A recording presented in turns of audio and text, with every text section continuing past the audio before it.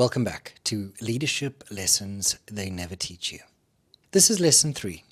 Every leader needs a North Star. Essentially, where we look at what actually happens when there's no anchor point behind our decisions. So what's actually deciding for you when everything is moving fast and the pressure is on?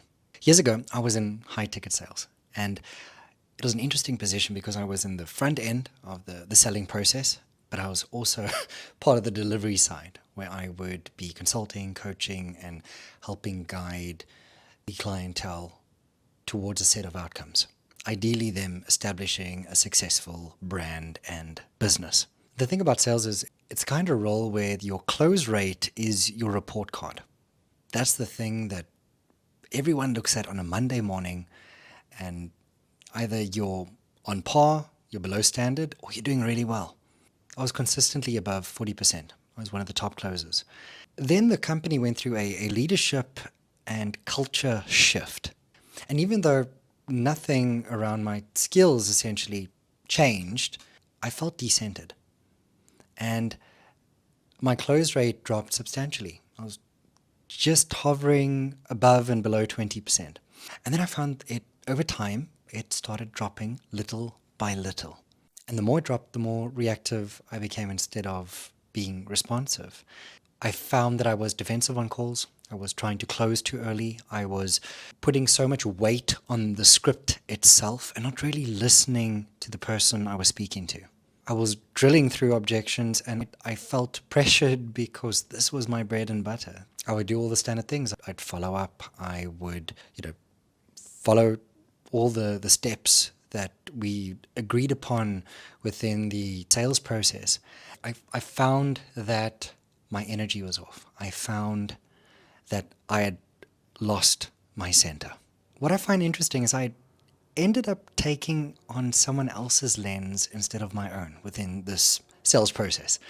And the goal had shifted from helping someone see possibility, getting out of their reptilian brain to actually look and dream and wander and step into a future self that could see change, dream. And it moved towards just getting a person to say yes to get them into a program. Once it became about the money and not the person, I lost the thing that I was actually good at, connecting and serving people. I became indecisive. I became reactive because the North Star that I was operating from wasn't aligned with my true, authentic values. The shift happened when I came back to my why.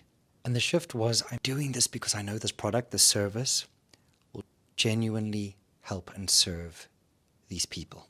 I came back to curiosity and being so intentional with ensuring that the person leaves that call with clarity, with possibility, knowing that I have served them and they're better off for it, irrespective of if the sale happened or not.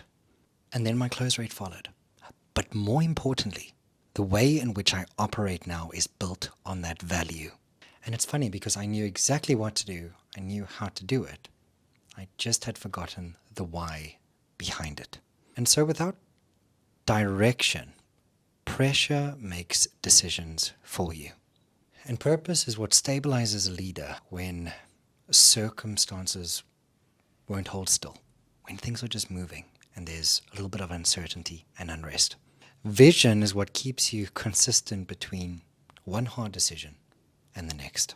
And I find it so important to look at values, because values is a filter that allows you to discern between a yes and a clear no. And if you are aware, aligned, and attuned to those values, it makes your decision-making process a lot easier and clearer, irrespective of how you feel or where you are on that day, because your thoughts are in flux for most of the time. And I find Simon Sinek's golden circle encapsulates all of this really well. Most people lead from the outside in. So that is your what, and then your how, and then your why. But when you're leading from the inside out, you start with your why. And that allows you to move to the how. how this thing gets shaped. And then the next step being what this actually looks like when you're creating it, when you're doing it, when it can be seen and felt by other people. And so when the why is clear, pressure has a lot less to grab onto. So this is your identity layer showing up in very practical form. You've got purpose, values that are staying consistent when the personality wants to react and behavior wants to bend to whatever may seem the loudest or the shiniest object in the room at that time. And so without them, every decision gets relitigated from scratch under whatever pressure happens to be present that day. And that in and of itself is exhausting. And that's why leaders without a clear North Star end up burning out faster without actually having the work there to justify them burning out. It's as if there's this continuous loop of, be it unmade decisions or poor decisions, that just creates far more stress and duress in your system when you're not clear on your why. Because not everything is going to be clear. Business is not black and white. Life is not black and white. And I wish I had a better understanding of that. And something just to come back to. Your thoughts are always in flux. So we feel our thinking. And when our thinking is in flux, naturally our feelings are going to shift. And so if you are sitting with unmade decisions and you are spinning in your head, you are going to sit and perpetuate a cycle of suffering. And if you have nothing to look towards or to anchor yourself to, you're just going to be spinning your wheels over and over again. And I find that when you have your values set, when you have your clear why, you are able to make decisions faster. You're able to be more decisive.